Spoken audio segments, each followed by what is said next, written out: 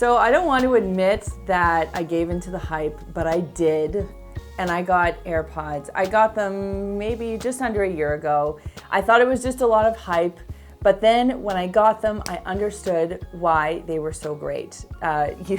Beforehand, I would have a wire and it would just constantly get yanked out or my phone would fall. It was frustrating. And now with working from home, I find this more valuable than ever because I'm always on work calls in front of the computer, or I've done live TV using these. I've even, just walked around the house listening to podcasts.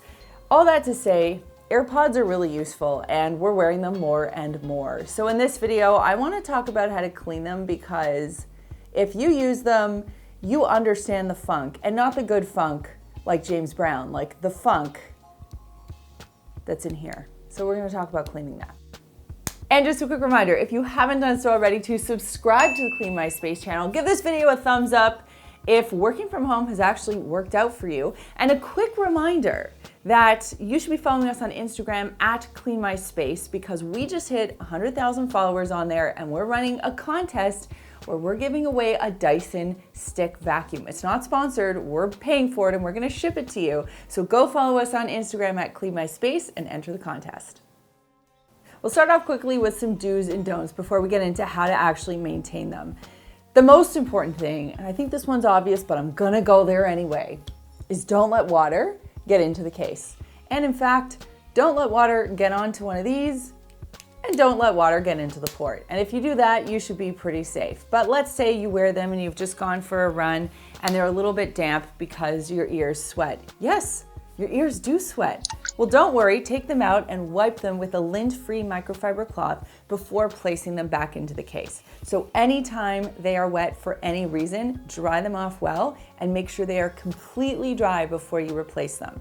On the topic of lint-free cloths, the reason why they're important is because they don't hold on to anything that when you wipe could then be redeposited back into the actual AirPod itself or potentially scratch it. So that's why we always love lint-free.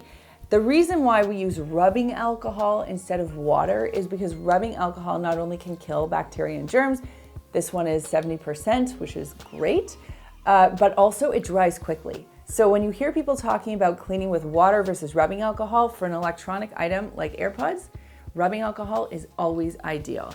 Now, of course, what I'm going to tell you works for AirPods and AirPods Pro, but it can also work for any other in-ear type earbud. So to clean your AirPods, here's what you're going to need. Some rubbing alcohol. I prefer over 70%. A cleaning toothbrush. It should be dry and soft bristled. A lint-free microfiber cloth like a Maker's Clean flat weave cloth. I always like to have a couple of cotton swabs handy, and I get the cosmetic ones with the little pointy points. These are great. And then of course I have my crusty AirPods. So start things off by holding your AirPod downward and using the cleaning toothbrush to brush. The idea here is that you don't want to push any of the debris into the grills. You want to gently push them out and down, which is why holding them down kind of reminds you of that and keeps you on pace for being super gentle. That will probably take care of the majority of the debris that's built up. But you can also take your pointy cotton swab and spray a little bit of rubbing alcohol on there. Now, like I said, rubbing alcohol will help to break down earwax, but it also helps to clean, remove dirt, and of course, give it a little bit of extra oomph when it comes to killing germs. Now, I'm also spraying the flat weave microfiber cloth with the rubbing alcohol just to give the AirPods a final wipe down. It's really important to know that you always want to wait until they are fully dry. Now, onto the case. I'm taking that same microfiber cloth that I've sprayed with a bit of rubbing alcohol to clean the exterior. I'm avoiding the port, and I'm going to take that cleaning toothbrush and kind of tip it upside down as best I can. Debris always falls down. We want to let it fall down instead of have it fall back into the case. I'm giving it a little tap. And anything that I can't brush out with that cleaning toothbrush, I'm just going to clean with a pointy cotton swab. So I've sprayed it with that rubbing alcohol. I just tap it off on the back of my hand to get rid of any excess. And then I go down each of those little alleyways to give them a good cleaning, but I don't touch the contacts. I'll dry it with a microfiber cloth, and that is that. If you have AirPod Pros, that little rubbery part can actually come off. You can rinse that under cool running water, allow it to dry completely, and then put them back on. In terms of frequency and how often you should be cleaning these, I would say to give it the good old visual inspection. If they look crusty, give them a cleaning. You can maintain them regularly by just giving them a quick wipe down with a dry, flat weave microfiber cloth. If needed, you can even put a little bit of rubbing alcohol on that cloth because, as you now know, it does melt earwax.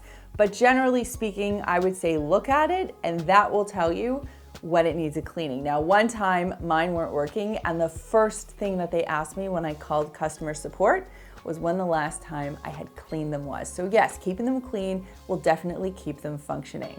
And that leads me to this week's comment question, which is, since we've been moving to this work from home lifestyle, what has been or have been one of or some of the most valuable tools that you've had for working from home? I can tell you these have been incredible for me. Same thing goes for a really good computer with a good camera, because now we're doing so many calls face to face, and a good background. So when I need to have a meeting, I like to come down here to my office. I mean, I should be working down here anyway, but I always kind of angle my desk just so, and I have my little background going, and that way I don't have to put like the San Francisco Golden Gate Bridge in the back and use like a fake background. So those have been some of my most valuable tools, but I'd love to know in the comments down below, what have you really leaned on during this time of working from home in terms of tools? If you're not doing so already, make sure that you're following along on Instagram. Remember, we've got that 100,000 follower contest with the Dyson giveaway. So make sure that you're following us. It's at Clean My Space. I'm at Melissa Maker and Chad is at the Chad Reynolds. Here are a couple of other videos I think you might love. If you want to learn more about Maker's clean microfiber cloths, you can click this button right over here. There is a button down there that lets me know you care. So click it if you liked this video, and click this button right here to subscribe and begin your journey to a cleaner life. Thanks so much for watching, and we'll see you next time.